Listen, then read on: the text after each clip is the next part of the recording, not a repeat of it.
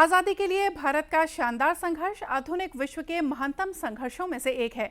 दूरदर्शन समाचार इतिहास की धारा बदलने वालों की झलक रोजाना आपके लिए लेकर आता है।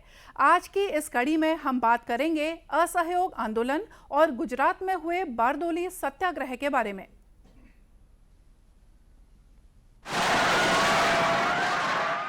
चौरी चौरा की घटना के बाद गांधी जी ने समझ लिया कि लोग अभी भी एक अहिंसक आंदोलन जारी रखने के लिए तैयार नहीं हैं। वे नहीं चाहते थे कि आंदोलन पुलिस और हिंसक भीड़ के बीच मात्र एक संघर्ष में बदल जाए। गांधी जी ने लोगों से हिंसा का रास्ता छोड़ने की अपील की और उपवास पर चले गए। I will fast as a penance for my part in arousing such emotions, and I will not stop until they stop. Gandhi ji के विचार में किसी भी आंदोलन में एक निश्चित दौर के बाद विराम भी होना चाहिए, जिससे लोग फिर से ऊर्जा अर्जित कर सकें और अधिक सशक्त होकर उभरें। 12 फरवरी 1922 को कांग्रेस के नेता बारडोली में मिले और असहयोग आंदोलन रोकने का प्रस्ताव मतदान के लिए रखा गया। बारडोली प्रस्ताव पारित होने के साथ ही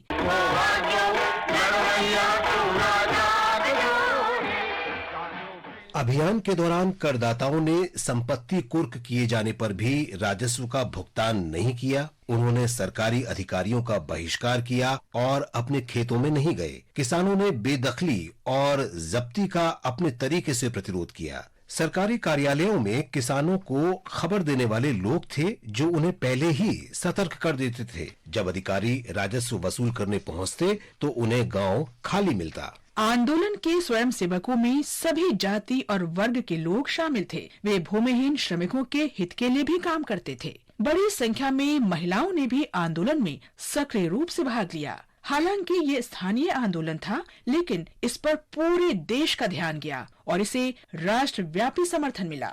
स्थिति को काबू से बाहर होता देख ब्रिटिश सरकार ने मैक्सवेल ब्रूमफील्ड आयोग का गठन किया। आखिरकार कर में बढ़ोतरी को 30% से घटाकर 6% कर दिया गया और किसान अपनी जब्त की गई जमीनों पर वापस लौट आए। सरदार पटेल ने बारडोली सत्याग्रह की सफलता का श्रेय गांधी जी की शिक्षाओं और किसानों के अदम्य संकल्प को दिया। देश भर के लोगों ने वल्लभ भाई पटेल के सशक्त नेतृत्व को माना। बारडोली की महिलाओं ने ही वल्लभ भाई पटेल को सरदार की उपाधि दी थी।